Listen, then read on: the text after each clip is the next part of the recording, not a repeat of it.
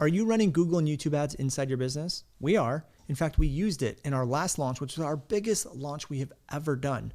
The only thing is, I don't have the numbers back yet. And today we're talking to Michael Alaniz, who ran our Google and YouTube ads, and we're breaking down the numbers live with you. So if you want to hear that, keep listening. Hi, I'm Brandon Lucero, and you're about to experience the new way to thrive in business, entrepreneurship, and life by leaning into who you are, what you love, and standing up for what you want to create. Get ready, because this is where we go against the grain, say no to outdated society norms, and we say yes to change in order to create a happier, more fulfilled world. Welcome to the New Generation Entrepreneur Podcast.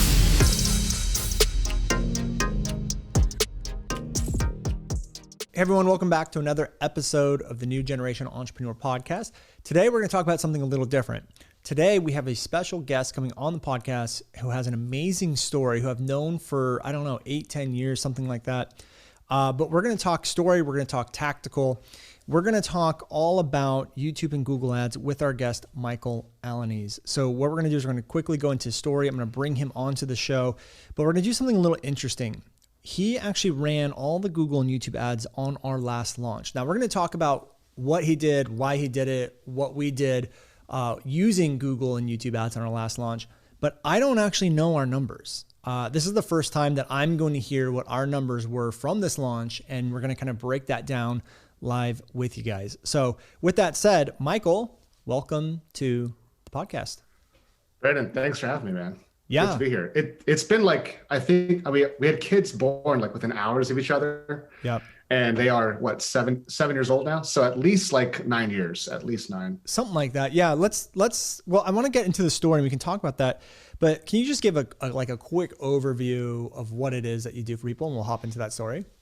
Absolutely. So our company, what we do essentially is we work with Google Ads and we help them sell high ticket services and education/products. So if you're in the business of selling high ticket, and for us, high ticket's going to be like $1,000 plus, and you're, let's say, a service provider, like an attorney, or you're a course creator, and you have, high ticket education like yourself, Video 4X. We work in the Google world with search, display, and YouTube ads to generate leads, and then nurture those leads into a sale.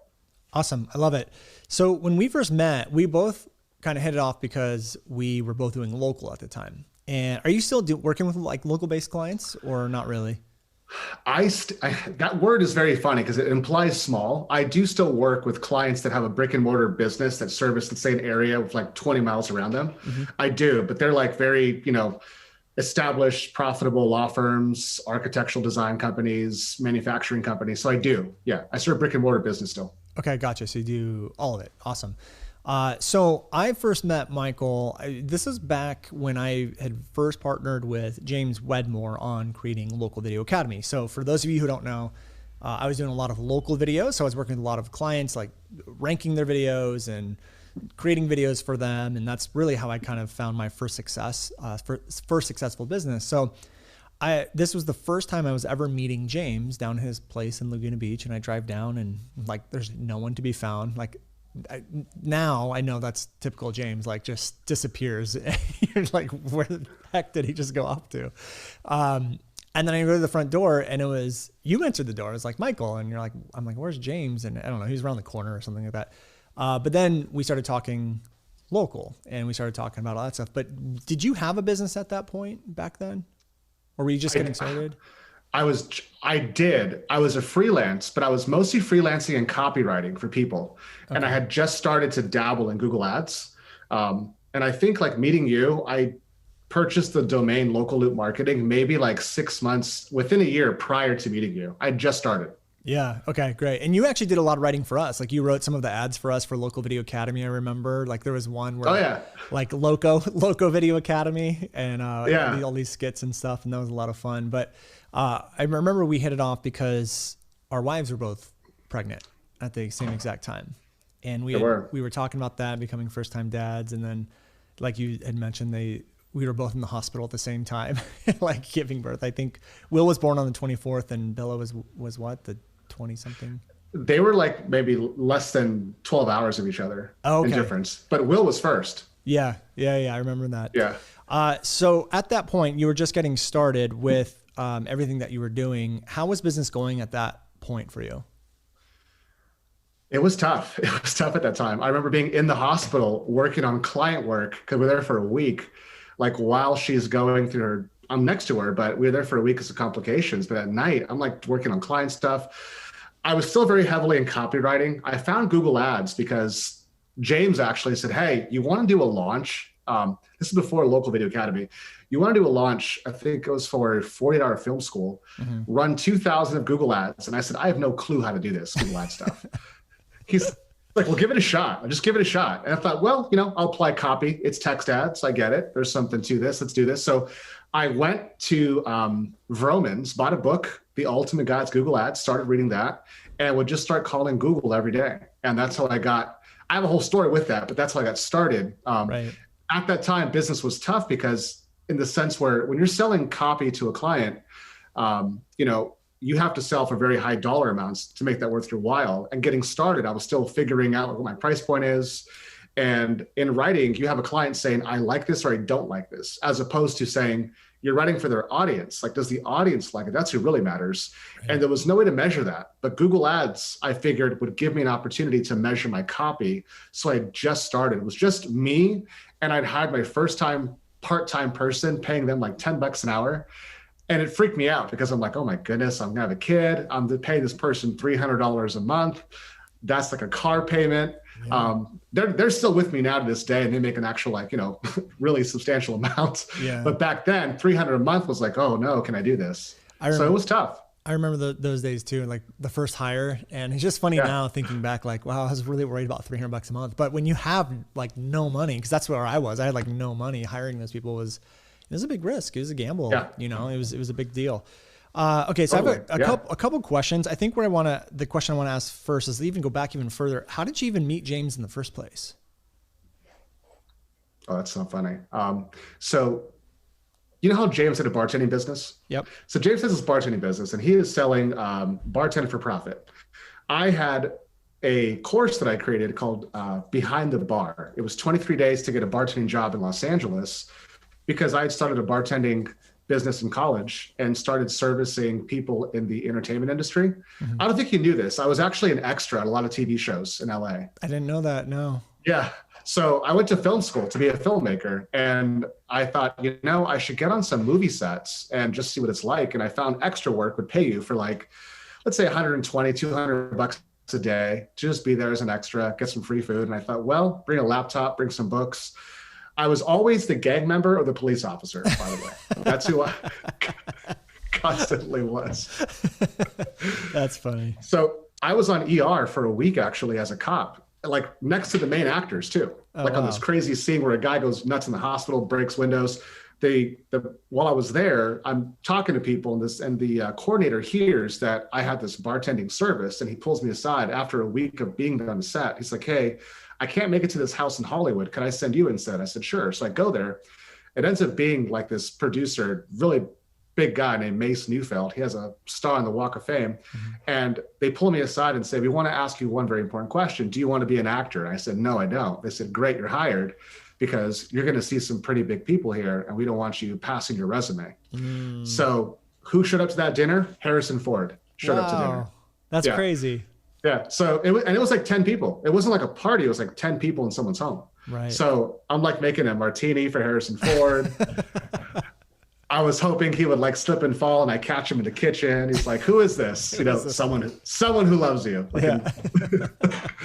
So I thought there's a lot of money in bartending. I wrote this book about it. I then thought, well, who's going to buy a book? So I thought I had created the concept of internet marketing courses. This is like way back when. Mm-hmm. And I put it for sale. I put a link on PayPal, and I said, hey, if you want to buy this thing. And I had a few purchases take place actually from that. Yeah. And then I bought this online book called something like 33 Days to Online Profits. And it talked about affiliates and going to YouTube, specifically YouTube, it said. Yeah. So I went to YouTube, did searches for bartenders, and I found a guy named James Wedmore throwing some bottles in the air, which was recorded in his bedroom, by the way. I didn't know this at the time. Yeah. So I sent him an email, said, hey, man, I see you got this course for sale. I wrote this course as well about bartending. We should talk. Come to find out, he lives in Laguna Beach. we then go and meet up at this conference back then. It was called the Learning Annex, where you pay like $50 and go to like a class for like 3 hours. Yep. So we met up there and just kind of took off, just exchanged stories, talked about the books we're reading, and basically found a similar person. And this is before like internet marketing was a thing. It was very underground. It was so underground that the main conference was called Underground, by the way. Oh, at wow. the time. How funny. Yeah. Guy named Yannick Silver, way back in the day. Oh, I remember him. Yeah. Yeah. I remember way back in the day. And isn't that where you guys met Lewis too? Lewis Howes? Like Lewis Howes was floating around at some of these events as well? Yeah. I did quite a bit of writing for Lewis. I've ghostwritten a few of his stuff as well. Yeah, that's right. So Lewis was at one of the, James and I got this contract with Ford Motor Company to create YouTube commercials for Ford. So they also gave us a gas card, and they said, use the gas card, unlimited, blah, blah, blah. It was the Ford Fiesta, right? Yeah. What they didn't tell us is that it's limited to like 1 swipe a day. They didn't tell us that part. So we figured that out driving to Texas in that car. But how did you even get the deal from Ford? Like they just see you guys on YouTube or something like that? No, there was like this national search of like submit a video of yourself and why you should be considered for this. So like myself and James and this other group of guys that we called ourselves Reality Mastermind, we would have these little business meetings and record ourselves and post them on the internet. Yeah. And we did a commercial together and submitted it and got selected among like 20 people, went to LA. We each were given publicists as well. So our group had a publicist to teach us how to do interviews, blah, blah, blah. But going to this mastermind in that car, Lewis was there, a guy who had just broken his arm, who was living on his like, on the couch. Yeah. Oh my God. So that early story. Yeah, that's the Lewis I knew. And Lewis, when I met him, we were going to dinner. He's like, hey man, like, could you spot me a burger? Like, I don't really have enough cash with me. I'm like, no lie. Yeah. Spot me a burger. Lewis House. That's how I met Lewis. Yeah. And then, we were friends. And that's when you met James, and apparently no one had made it at this point. Everyone was just trying to figure it all out at this point. And James was there to put it this way, James is at this mastermind, presented himself as the guy that sells a bartending course. I'll put it that way. Yeah. Okay. Yeah. And then, so obviously, Lewis started to get some traction, and then he partnered with James, and James started to get some traction. And then I think that's about the point when you and I met, because I was just getting started as well. And then it sounds like you were just getting started with what you were doing. Correct. I was really just copywriting a lot for people. I don't think you knew this either. Lewis calls me one day, and I had been hit by a car. Like I had sold my car to have this business full time. Yep. Not working with a company, struck by a vehicle, almost killed, thrown 35 feet into the parking lot of a community college. You're on a bike or something, or are you walking? I was on a bike, and a professor made a left-hand turn, struck me, threw me in the parking lot, 35 feet away. Yeah, I'm engaged. They call Sonia, and she comes like to the hospital. I'm like wrapped on a board. Oh my God. But I remember going to physical therapy, and Lewis calls me and he's like, hey, so they want to sponsor me and to do a podcast, and I'm going to do this thing called School of Greatness. And he's like, could you write the questions for the show? And I said, sure. So I would write the questions for School of Greatness for the first like 7 episodes. Whoa. And who is they when he said they want to sponsor me? What is it? On it. Oh, okay. Got it.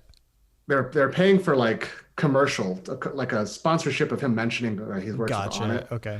And the funny thing is, I told him from like, I think it was show 1 or 2, I said, you should always end every episode saying, what is your definition of greatness? And I think he still does that to this day when I've seen the show. Yeah. That's awesome. Man, you were like integrated into those early days of the pioneers. That's amazing.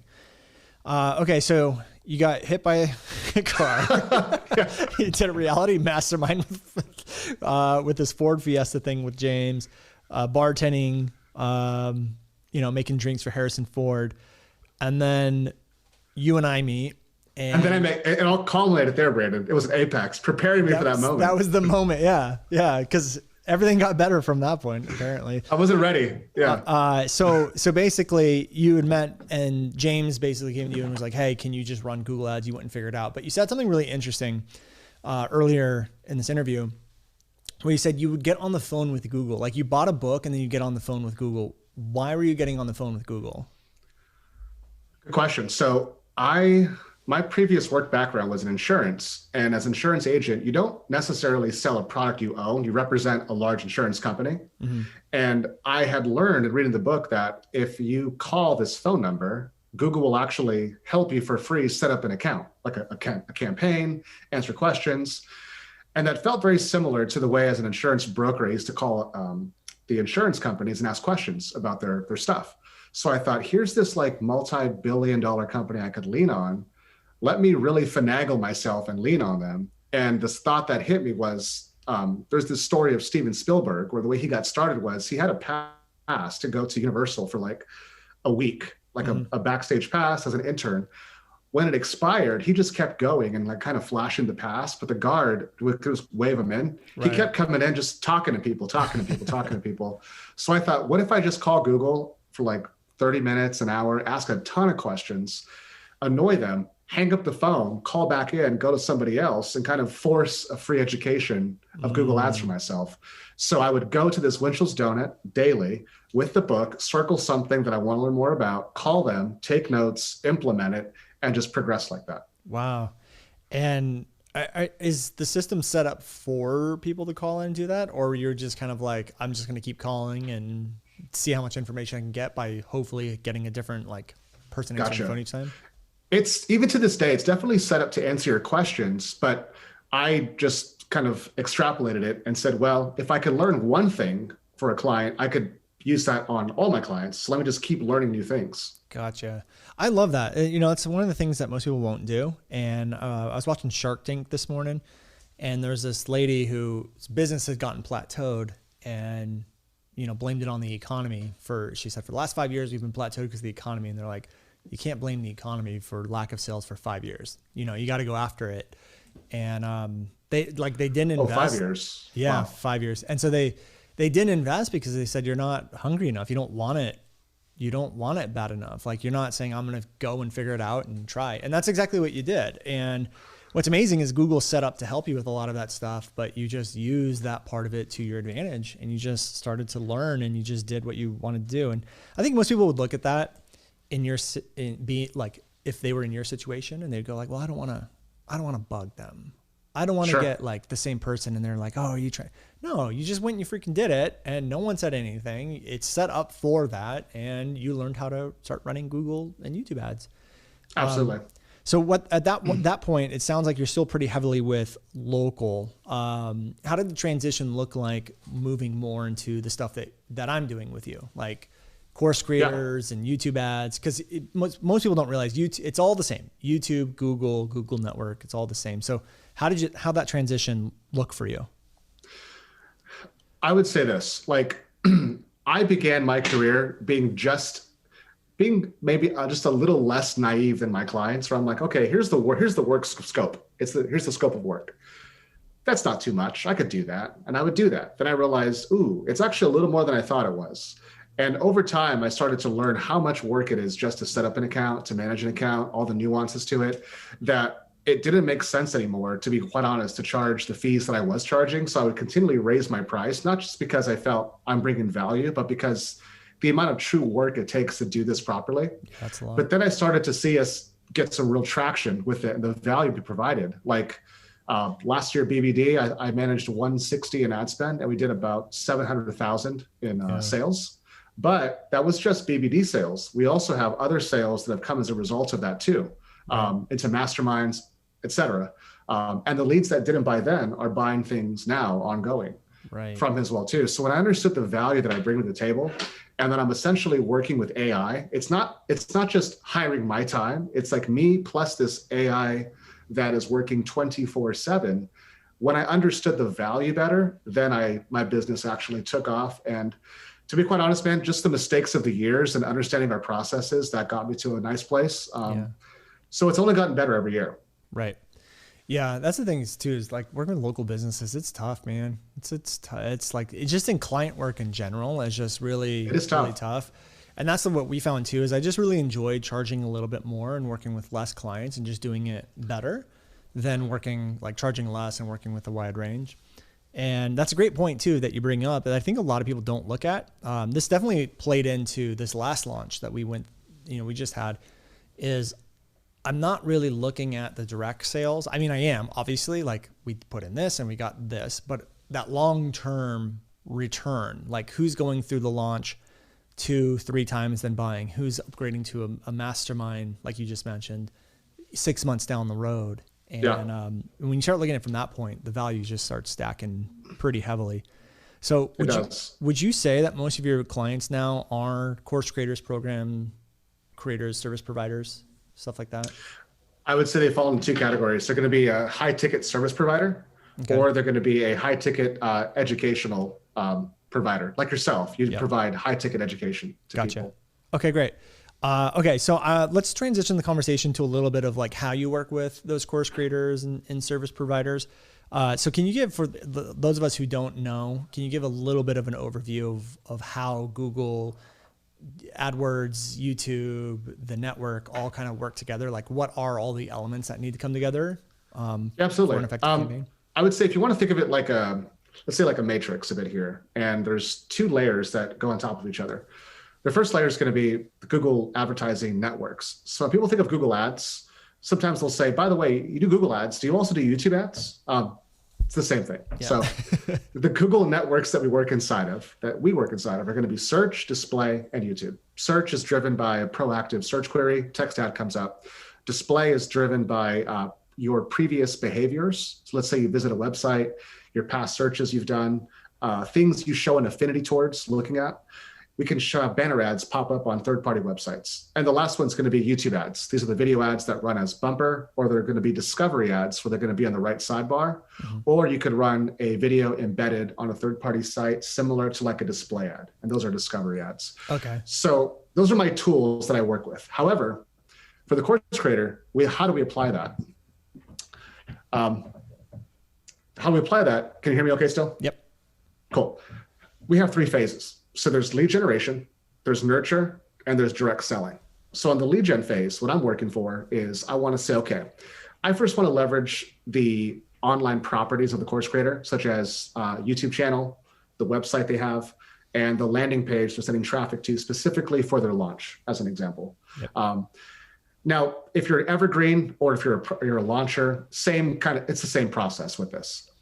So we will then say, okay, we want to be generating leads through YouTube ads specifically. So I want to be, as an example, like for Video 4X, let's say someone is looking like how to grow their audience, like these different group categories, how to grow an audience, how to build a membership site, copywriting even converted well for leads, how to write copy or how to write, a sales page, all this stuff that would be essentially who your target audience is. We want to put a video in front of those people for the content they're watching right now, which is very different than social media traffic, where it's more, targeting interest-based. Yep. I'm meeting someone at the point of education where they're ready to invest 30 minutes in learning something, 15 minutes, an hour. So I put that in front of them there. The second thing is your web properties of your website. I want to start retargeting all the traffic that's coming to your site. So we'll start picking those IP addresses up, showing them ads. And then last is going to be our searchers. So if you're someone that is out there that has spent spent money in ads in the past, you run launches, people are searching for your name, your product name, reviews about you, testimonials. Let's say any sort of like your terminology, Video 4X, you created that. That's right. Not a thing like from business school to learn Video 4X. Right. So there are people that actually search for Video 4X Brandon Lucero or Video 4X or New Generation Entrepreneur.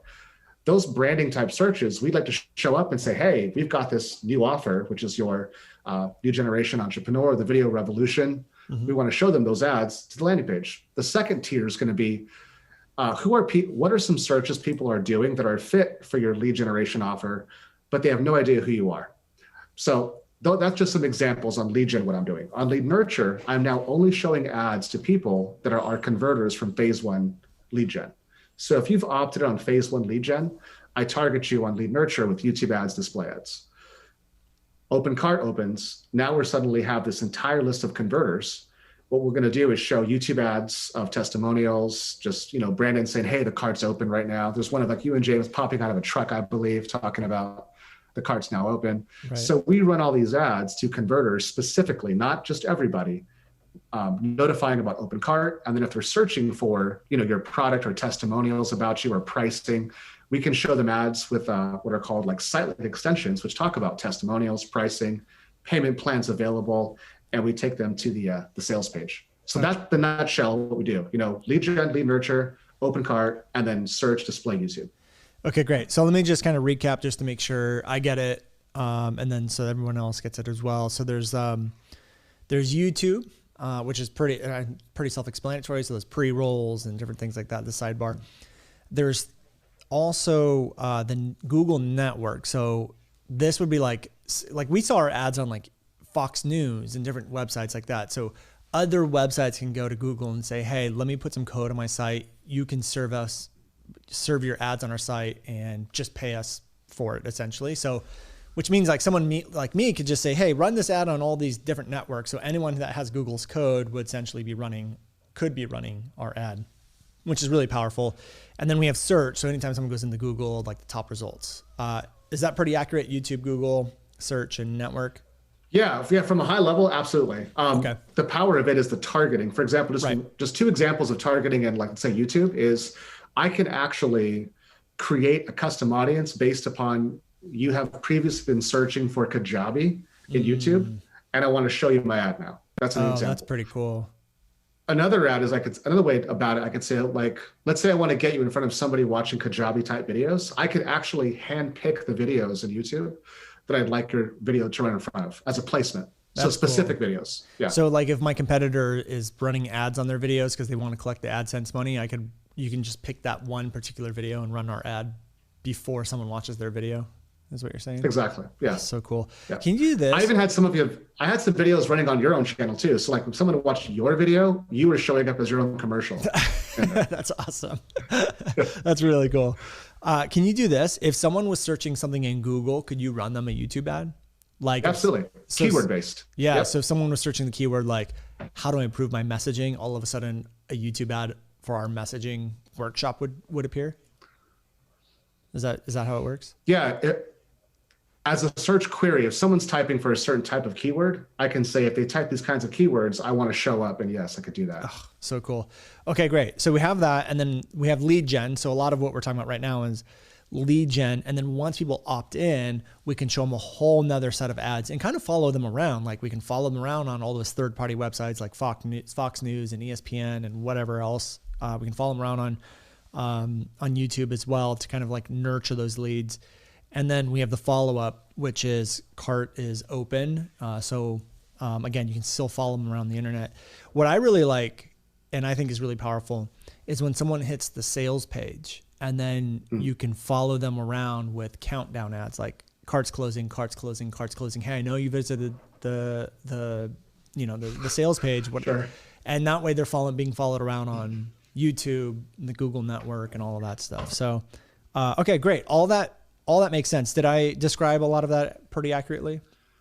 You did. Something very important I would say to course creators out there is, if you're a course creator that also has evergreen product, the best results I've gotten are those people that do evergreen product, or if they are like yourself and James fall in this category, where you have a $3,000 plus offer and you're very prolific outside of like social media also. I mean, like you've got a podcast, you got a YouTube channel.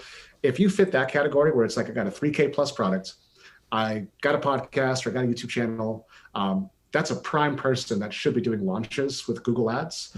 If it's too low ticket and it's just a product launch, it's very risky because the Google learning machine is extremely powerful, but it takes time to learn how to convert. That if your launch is like only, let's say 10 days lead gen and your offer is for, $297, you're not giving the machine enough time to learn about you. Right. So those things I don't recommend, but if you're evergreen $297, well, now we got some time to learn how to convert actually. Yeah. Okay. That makes a lot of sense. So do you prefer working with evergreen then when it comes to this type of stuff?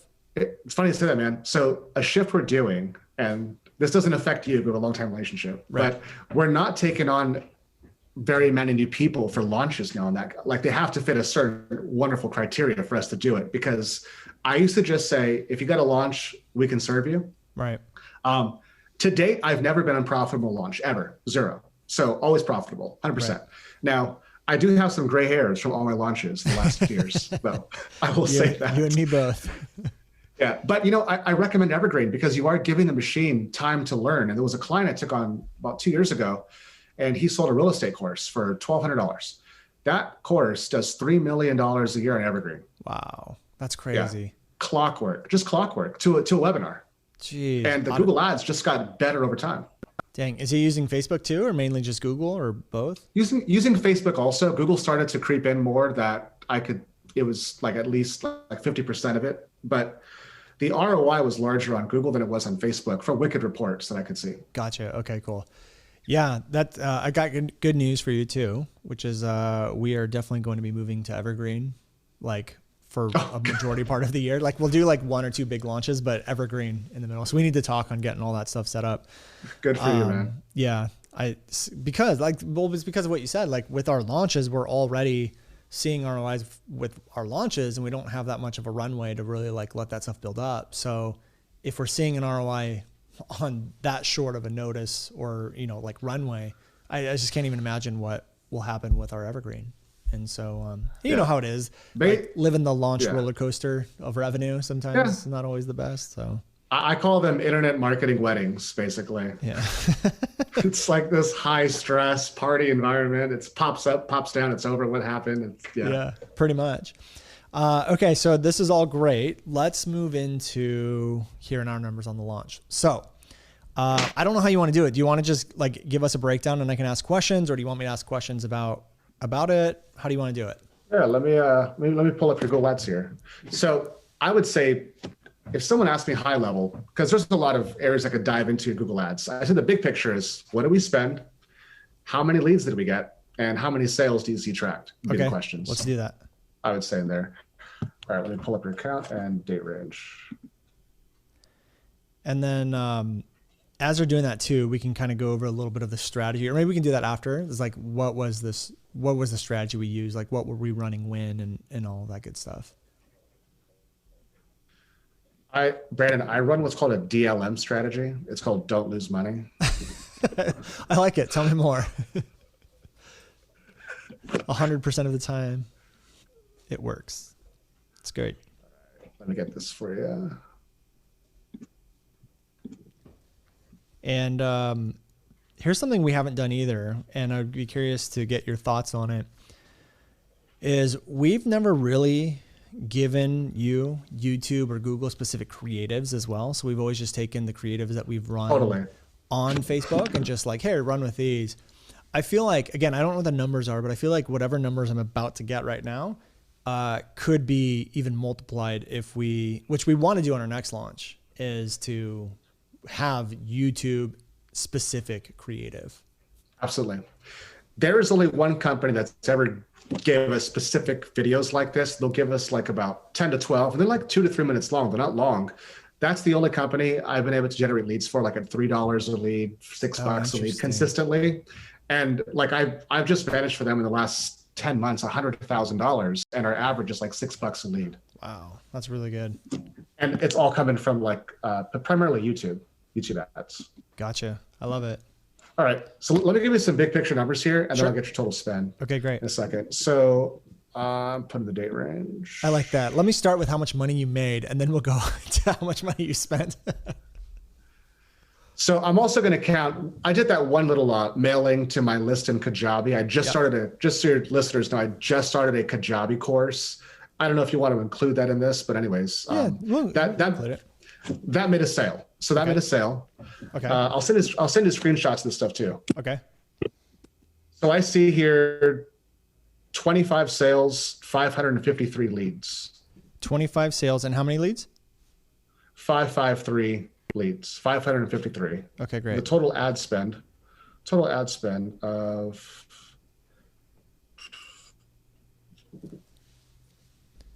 And by the way, for the listeners, our average customer value is $4,000. The program is like a little over 3,000, but factoring in payment plans and then also the mentorship program we were selling at the same time averaged about 400. So that's $100,000 worth of sales you made for us. That's amazing. 16,033.82. 33.82. So 16033.82. got it. So we did pretty well then. We even gave you a bigger budget too, I think, and we didn't even have to spend it. So that's awesome. You did. My cost per lead, this is an important thing to say to you. My cost per lead is typically higher than someone's cost per lead in Facebook and Instagram running those ads. Yeah. So our cost per lead with you as an example was like a $19 to $20 a lead. So it was higher than what you're typically paying. However, ROI is still there. Right. So here's what's amazing. I think this is a great lesson for everyone, is that I think so many people get hung up on the cost per lead. And I know with Facebook, what our cost per lead generally needs to be, because the quality of traffic from Facebook generally is not as great as what we get with you guys. So we're fine spending more. But we saw, if I did my math correct, a 6.25, 6.25 times ROI on our spend. Now, a lot of people would look at that and go like, oh, we're getting $20 leads, like turn it off, it's not working, blah, blah, I'm gonna freak out. And it's like, no, you gotta look at the quality of people coming through. Are they actually converting? What's the average cost per lead with that traffic source? So on our launch, I believe that our average cost per lead was like, our earnings per lead was about $60 to $70. But let's look at this. So if we did $100,000 divided by the 553, we made $180 per lead off of our YouTube traffic. And off of our Facebook traffic, I'm willing to bet it was closer to 50 or 60. So that's combined Google. So that wouldn't be specifically YouTube. It'd be the combination of right. Search, display, YouTube. So Google world. So the Google world. Yeah. So we were seeing $180 for every lead we brought in from the Google world, whereas Facebook would have been a little bit less. And so you guys really, this is why you need to know your numbers. You need to understand where the traffic's coming from, how good is the traffic, or is the traffic converting? And yes, you may not know on your first launch, but these types of numbers are great because now I can head into the next launch and I can very clearly go to Michael and say, hey dude, I'm fine even spending up to $30 a lead because I know in our last 2 launches, we're seeing $180 per lead in return. Whereas with Facebook, we're only seeing 50 or 60. So my cost there needs to be a lot lower. Is that normal, Michael, from with the clients you work, that like the quality of traffic generally is better from like the Google world? So let's skew your numbers a bit. So okay. let's say the price of your course was $1,000. How did that work out suddenly? It's way different all of a sudden. Right. Meaning that high ticket offers do very well. I do sell low ticket offers for clients too. I have a client that we sell something for $197. My ROI is 92%. Annually, it's 92%. When I'm working with high ticket course creators, my minimum is like 300% ROI, minimum 300% ROI. Gotcha. So that price point matters as well too. Because even if I get a video in front of somebody, that's exactly what they're watching, but you sell something for like $47, does it mean that you're going to have higher ROI than Facebook? No, possibly not. You might be under just because, so it's all subjective, it sounds like. It very much is, especially too, is like you lead with a very high ticket offer, but then you have a back end upsell into like coaching with you too. Yeah. As well. Yep. Mentorship program. So what's powerful for yourself is that, you have a very good business model. And so I think getting your business model correct first, just like the messaging is so important before you bring it to Google Ads, as opposed to saying, let me just drag my business to Google Ads and that somehow will make me profitable. Yeah, and that's true. I think if you have like a $97 or $197, I can totally see how that kind of, will mess with the numbers a little bit. But I feel like if you're selling things at that low ticket, you have some kind of upsell. Like you have to. If you're gonna be a course creator, like it's so hard unless you're in like a cooking class that's for the entire public, making a business off of a $97 sale is very difficult unless you have that upsell. So you definitely have to take that into consideration. Can we talk a little bit about the strategy? What was the strategy with us? Like what were you guys looking at, planning, and what did those phases look like of different ads that we were running? Yeah. So the strategies follow the same, let's say, approach. And the approach really is what's called ad groups. So like Facebook has ad sets. Ad groups are when you understand ad group structuring of an account, that helps the success. And what that means is that you want to identify different clusters of types of, let's say, micro audiences that fit your lead generation offer. and are also aligned with your ultimate sale thing you have. So for yours as an example that dealt with messaging, one could think, well, are you trying to find people looking for messaging? Sure, that'd be an ideal world. That'd be nice. But however, the point is that there's not all this, inventory of YouTube ads of like messaging videos. But that type of person for messaging probably is someone that first off is going to be, I would think, an entrepreneur, course creator. Yep. That person is going to care about things like, how do I market my Kajabi, membership site? That's one. Yep. One could be like how to run a profitable product launch. That could be one as well too. So we identify these little clusters. And then when I find the clusters, my next job is to say, okay, what are the search queries around those clusters? And then what are the videos, the actual YouTube videos I want to be in front of? And then as I find YouTube videos, I also start to find YouTube channels that I was never aware of before that fit as well. So then I would say, let's say I didn't know, one of your lunchtime clients, Caitlin Baxter, like what she, yep. course creators, yeah, Baxter with course creators. Yep. Let's say I see one of her videos as a good fit for a placement, and I'm like, who's this Caitlin person? And if they have a good amount of subscribers, they go on a list of YouTube people that I use, and I say, okay, this YouTube person is a good fit. Let me target their channel plus specific videos in their channel as well. So I start folding new things into the account is what happens. Gotcha. Okay. Makes a lot of sense. Yeah. And then from there, I create custom affinity audiences, which are, I will take, let's say, Caitlin's name, her product name, and some search queries that fit her as well too, like how to build a course, how to build a evergreen model, etc. And tell Google, I want to be getting leads for people that have most likely to visit this website, search for this person, and use these types of search queries. And then I'll call that audience something. That's my next cluster. So I create custom intent audience clusters, YouTube clusters. And then my display marketing really is just piggybacking my traffic where I'm only retargeting my converters. So my display is not trying to find cold traffic. Right. My display is just saying, hey, once they convert for lead, I want to follow you after that. That's interesting. Or if you're a visitor. So you're not using display for any lead generations, all just remarketing follow-up type stuff. Correct. Cool. Yeah. I like that. Awesome. Okay, great. And then obviously, like we kind of already went over the rest of the plans. Like you get the opt-ins. Once they opt in, we drop the major release dates, I think is what we did, right? Like video series and cart open, cart close were a lot of the remarketing campaigns that we ran. Is that correct? Correct. Okay, cool. All right. And then my next question to you is about doing this themselves. Is this something that people can do themselves, or is this something that you generally have to hire someone for? Well, speaking as someone that started doing this with zero experience, you can do this yourself. That is true. Good point. Yeah. No, you can't do this yourself. Yeah. I'd imagine, funny you mentioned that, Brandon. Well, I would imagine it's something like, Facebook ads. Like I always go back to Facebook ads because what most people realize is like you can hire someone, and you can also learn it yourself. Sure.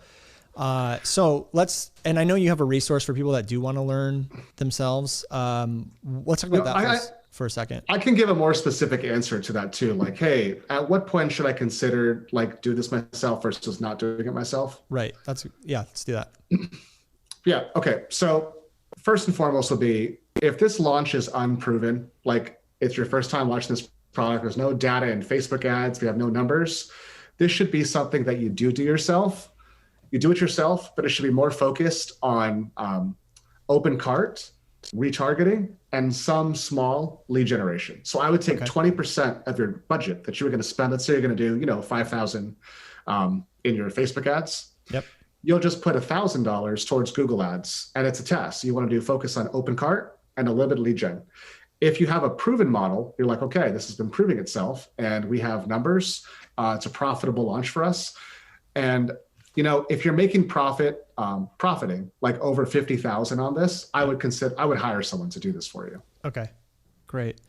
Yeah. And I do believe that YouTube and Google are just one of those things that are a little bit untapped. I think Facebook ads had its day, but it's definitely more and more people coming on there, more and more people are learning it. It's just, it's profitable for us, and that's where we make a lot of our money. But I do believe for course creators, that it's such an untapped market, because you can literally just pick out your competitors and just run an ad in front of them. And so if you're not using it, it's one of those things I definitely start looking into.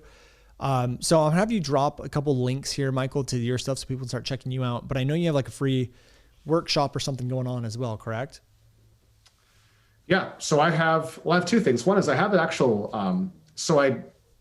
I have been in the business, man, for a long time, internet marketing. I'm not a course creator, but just finished my first course in January of this year. And I have my first group going through that right now, but it is a pre-done course. It's called Launch Copilot for course creators, and it shows how to set up, your own ads for a product launch if you wanted to run those for Evergreen or the standard launch model with hard open close cart dates. Yep, the wedding model. Yeah, the wedding model launches, exactly. And then, I am going to be having something coming up soon in the future that's going to be live also, where I'm going to be probably every other month, I'm going to host a free live workshop where it's kind of a very condensed version of not my entire course, but kind of like stating here's the reasons why you should be considering Google Ads. And by the way, here's a single campaign I'll show you how to set up. It'll be an open cart. So set this up. If we never talk again, at least you got this piece set up for you. Gotcha. I love it. Yeah. Okay. So we have a link set up at brandonlucero.com/YouTube. So what I would do is, even if you're like, I'm just kind of want to dabbling in it, or just kind of want to get more information, or I'm not really ready to do anything yet, or whatever, it doesn't matter where you are in the spectrum, I would definitely opt in.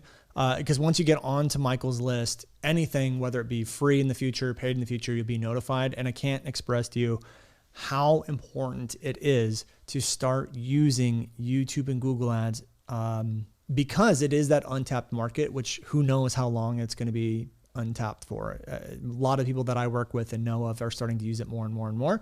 So I want everyone listening to go do that now. It's brandonlucero.com/YT for YouTube. So brandonlucero.com/YT. And Michael, where else can they go to learn more about you and what you do? Yeah, I was going to say, on that link, what we'll do is we'll set it up to where I'll give them actually a free class in there. It's already pre-recorded. Oh, cool. And it's called Why Google Ads for Course Creators. So I already have that set up as a lead gen offer. Okay, great. So you'll get one thing for free, or at least one course will be set up ready for you to go. And go do that now. And then where else can they go to learn more about you? Yeah, so our company is localloopmarketing.com, but we are actually changing branding next month into theclientconverter.com. So we're now very focused on, we're going to be letting go of Facebook ads. We used to be full agency, like Facebook ads, we'll make videos for you, all this stuff, but now focus completely on Google advertising. So paid Google and organic Google is what we're providing for people that do high ticket, services and courses. What's organic Google? Is that like just SEO and stuff like that? Correct. Search engine optimization specifically for lead generation. Oh, okay, great. Awesome. I love that. Cool. So it's not just like, hey, I want to show up at the first page of Google, like a very general statement. It's like, no, we're going to create analytic goals inside of analytics for you so we can track your lead generation offer. So you need to be someone that does have like an evergreen type model. And if you have that, then we're going to direct the content. Here's the content to start creating so people can organically find your site to then actually opt in. And then I can trace back and see how many organic leads you're getting and how those are increasing with our work over time. That's awesome. Okay, cool. I love it. All right, man. I appreciate you coming on here, sharing your wisdom with us, telling us a little bit about your story. And for those of you who are interested in learning how to get started with YouTube ads, Google ads, all that stuff, go to brandonlucero.com/YT. Michael already has one thing set up for you guys right now that you can go through, and any other stuff that he has in the future popping up, free, organic, whatever. I'm sure if you're on his list, you'll be notified of it all. So go get that free training and over at brandonlucero.com/YT. Michael, any last words before we sign off here? All good, man. Love the new set, by the way. Thank you. Yeah, it's nice. Can't even tell it's my garage. And so, yeah, it looks. Is this your garage? Yeah. We closed our office down because of COVID, like we were never there. And so we just had a set very similar to this in our office, and then we just rebuilt it in the garage. So I got started in the garage and I'm back in the garage. You did. That's awesome, man. So, okay. So there we are. Anyways, thanks, Michael, so much. And for those of you who have not done so already, head over to our Facebook group, the New Generation Entrepreneur Podcast. We have a ton of cool things going on in there. We're going to be doing bonus episodes, secret episodes. We do live episodes sometimes in there. Sometimes when we are recording or batching, I just set up my phone. We stream some of those live for you guys as well. So we're going to be building out that group even more. So go to the New Generation Entrepreneur Podcast group in Facebook, and I'll see you guys on the next episode. Hey guys, thank you so much for checking out another episode of the New Generation Entrepreneur Podcast. If you enjoyed this episode, go below, hit the subscribe button, and make sure you click on that bell icon and get notified every time we drop a new episode. Now, if you're looking for the show notes, we have them linked underneath this video, as well as our social media handles and some links to free training and offers that we drop from time to time to help you guys even further. So go check those out if you're interested. And thank you so much for tuning in to the New Generation Entrepreneur Podcast.